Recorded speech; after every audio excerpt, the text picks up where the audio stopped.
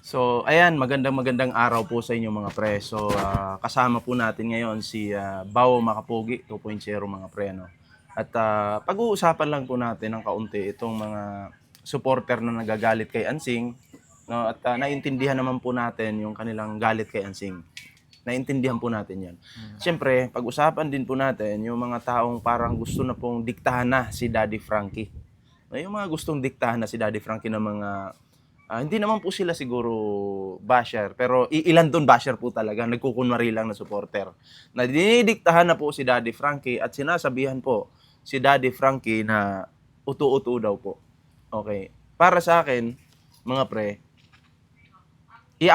i-accept naman namin yun na kung sasabihin nyo utu-utu si Daddy Frankie, kung mas mataas pa kayo kay Daddy Frankie, kung ka-level nyo si Daddy Frankie. Tandaan nyo si Daddy Frankie, hindi nagsasalita dyan, tahimik lang.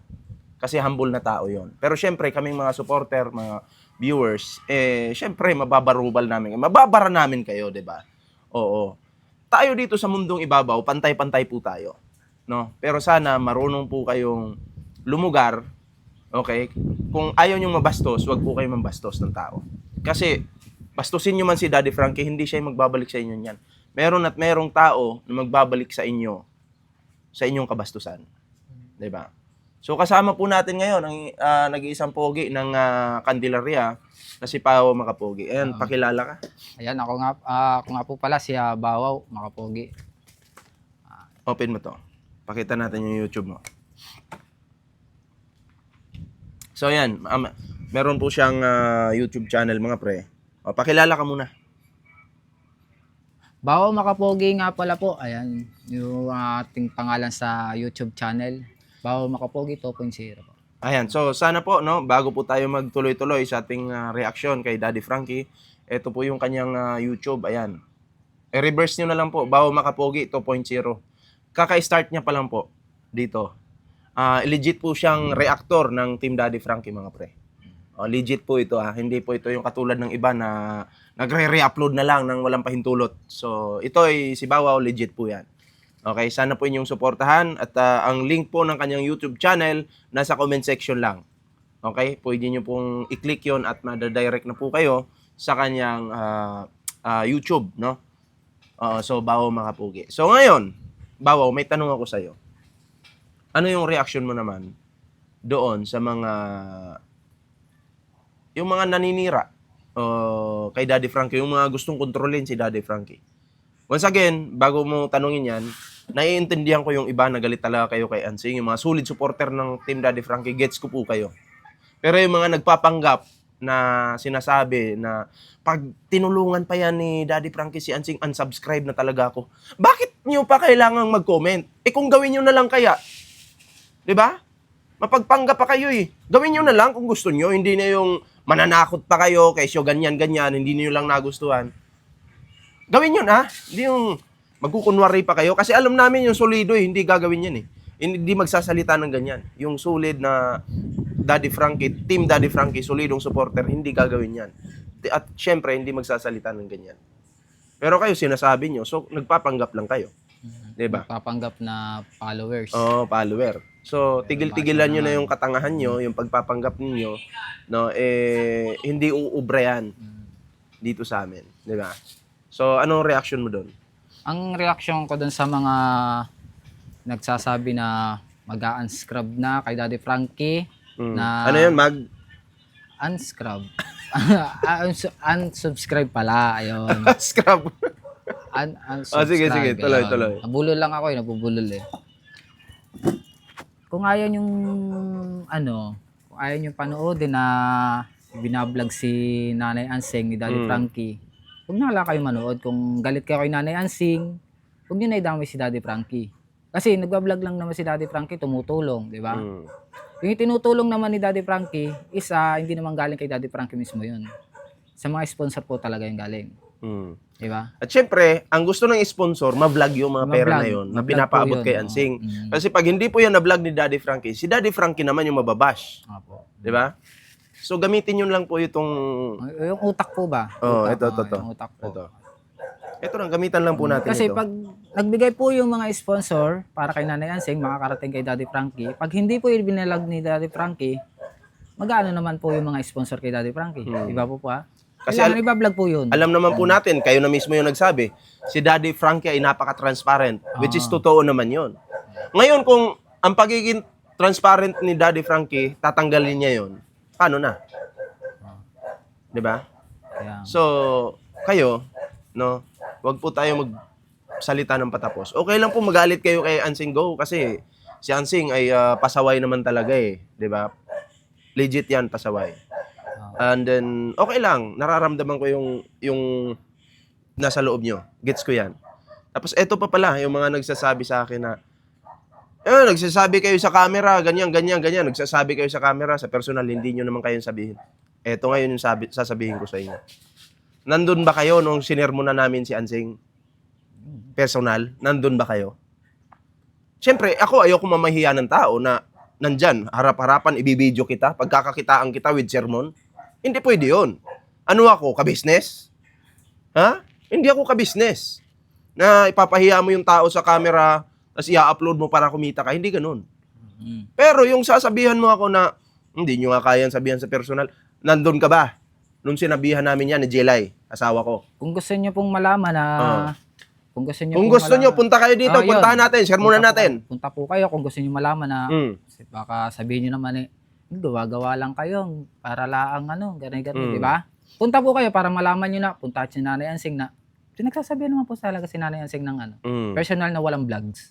Diba po? Oo. Walang video. Kasi ako, kung ano lang yung lumalabas sa video ni Daddy Frankie, yun yung binibigyan ko ng reaksyon. Lalo na yung mga nagko-comment doon ng mga bastos. Mga O, mga basher ba? Pero yung personal na pagpunta ko kay Ansing, na pagsiser mo namin doon, di ba? Siyempre, hindi ko na, kino-content. Di ba? Kasi hindi naman yung vlog ni Daddy Frankie. Kami, bilang concern kay Ansing, pinagsasabihan namin yan. Kaya kayo, hindi nyo alam kung ano yung ginagawa namin. Di ba? So, hindi kayo pwedeng magmagaling. Feeling nyo, magaling pa kayo sa amin? Ha? Feeling mo, magaling ka pa sa amin? Mag-isip ka nga. Parang Kasi may basher dyan na hindi daw namin kayang sabihan sa personal. Oo. Kahit nga ikaw, harap ka sa akin. Oo, punta ka. Sabihin mo yan sa harapan ko. Makakatikim ka sa akin ng salita. Diba? Mapapahiya ka nga lang sa mga nasa paligid mo. Sa kadamihan tao. Diba? Kaya wag kayong bida-bida na akala nyo, alam nyo na. So, isip-isip din kung ginagamit nyo to, kung may utak kayo, no? Mag-isip-isip. Ito pati, may ano din ako na, pag hindi daw tinigilan na si Nanay Ansing, maraming mag-aalisan kay Daddy Frankie ba? Sabi, pag hindi nyo tinigilan si Nanay Ansing na video, gani-garni, na tulungan, tigilan na daw, tulungan si Nanay Ansing, tigilan na daw. Pag tinulungan pa rin daw, video, ganun, alis na daw, mag-unscrub na daw. Ay, di go! Go. Yun, sabi Wag na kayo ko magpaalam. Ano, pipigilan namin kayo? Pakialam namin sa inyo kung ganyan kayo mag-isip. Kung ganyan kababaw yung isip nyo, wala kaming pakialam sa nararamdaman nyo. Di ba? Go! Nakikinood na lang kayo. Mananakot kayo, tatakutin nyo si Daddy Frankie. Yung tao busy sa pag-iikot araw-araw.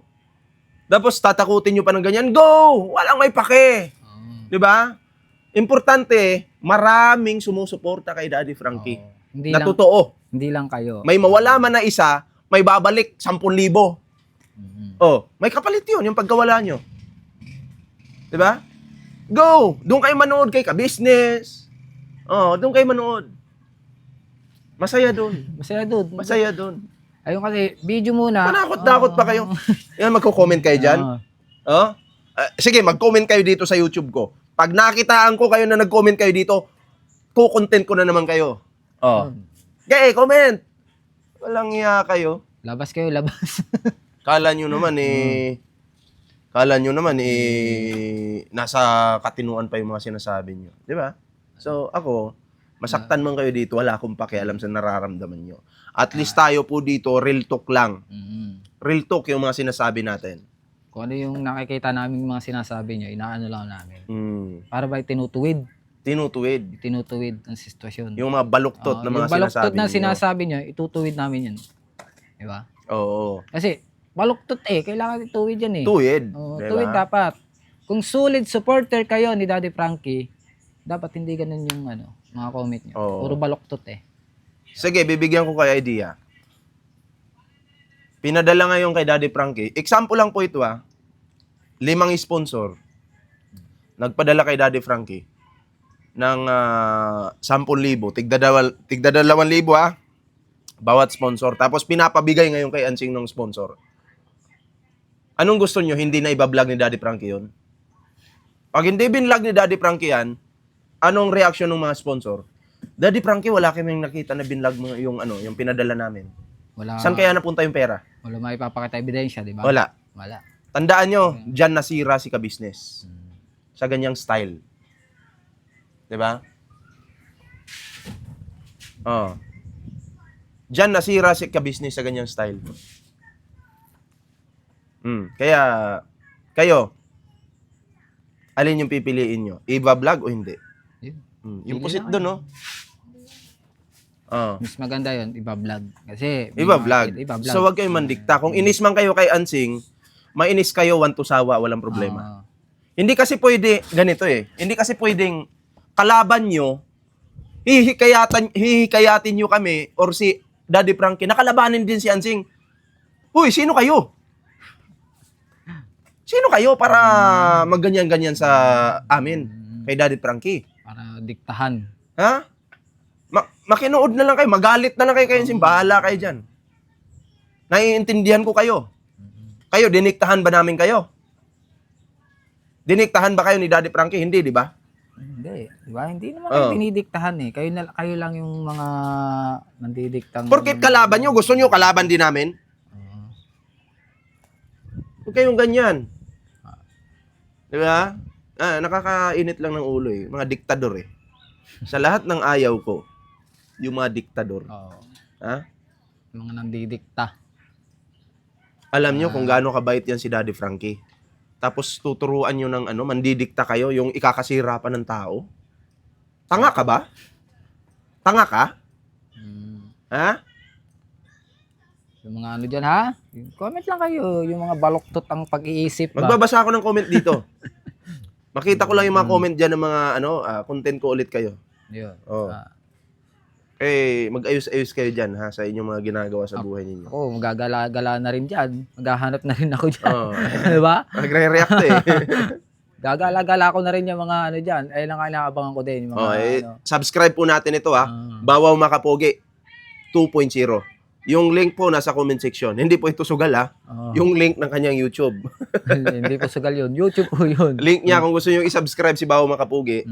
Is punta kayo sa videong ito, yung link nandun, nakapin. Okay? Bawaw Makapogi mga pre. So yun lang naman yung mensahe namin sa inyo, no? Na alam ko yung iba nating mga viewers naiintindihan po si Daddy Frankie. 'Di ba? Marami pa naman nakakaintindi. Mas marami pa nga na nakakaintindi kay Daddy Frankie kaysa hindi nakakaintindi. Feeling ko yung hindi nakakaintindi, nagpapanggap lang yun na supporter. Oo. Basher talaga siya. Basher talaga yun. Basher talaga siya. Kasi diba? Kung solid supporter yon na hindi magsasalita na ganun yun.